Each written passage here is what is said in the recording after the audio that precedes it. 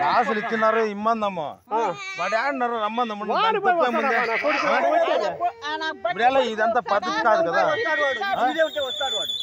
కూటమి ప్రభుత్వం ఏర్పడిన తర్వాత రాష్ట్రంలో ముఖ్యంగా మహిళలపై జరుగుతున్నటువంటి అఘాయిత్యాలకు మరొక ముచ్చు తునుకగా నేను చెప్పబోయే ఈ సంఘటన ఉంటుంది.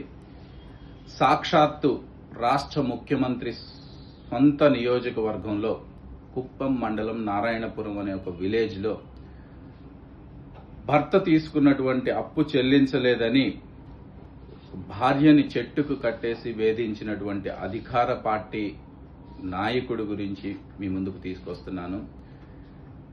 శిరీష అనే ఒక మహిళ తన భర్త తీసుకున్నటువంటి అప్పు చెల్లించలేదని మునిప్ప అనే ఒక అధికార పార్టీకి చెందినటువంటి నాయకుడు ఈ విధంగా చేయటం సభ్య సమాజం తలదించుకునేలాగా ఉంది.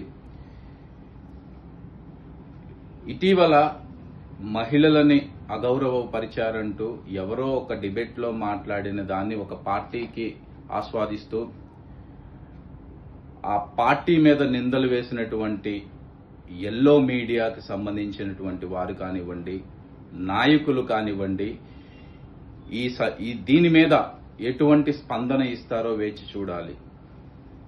సభ్య సమాజం ఎంత తలదించుకునేలాగా ఈ సంఘటన జరుగుతుందంటే మీరందరూ ఒక్కసారి ఆలోచించండి. మహిళలకి ఏమాత్రం గౌరవం ఇస్తున్నారో, ఇటువంటి సంఘటనలు జరుగుతుంటే గనక ఏ విధంగా రెస్పాండ్ అవుతున్నారో మీ ఆత్మ పరిశీలన చేసుకొని ఈ విషయం మీద ముందు వెంటనే కఠిన చర్యలు తీసుకోవాలని వైఎస్ఆర్సీపీ పార్టీ తరఫున మేము డిమాండ్ చేస్తున్నాం.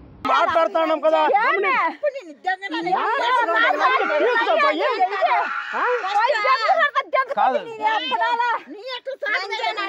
అర్థం పడుతుండాలి కొంచెం.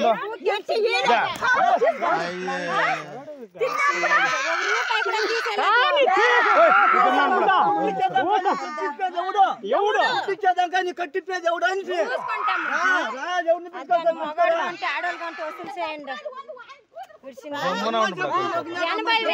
కొంచెంసేపు నోరు మూసుకోండా తీసుకోండి వాళ్ళు అడిగేదే.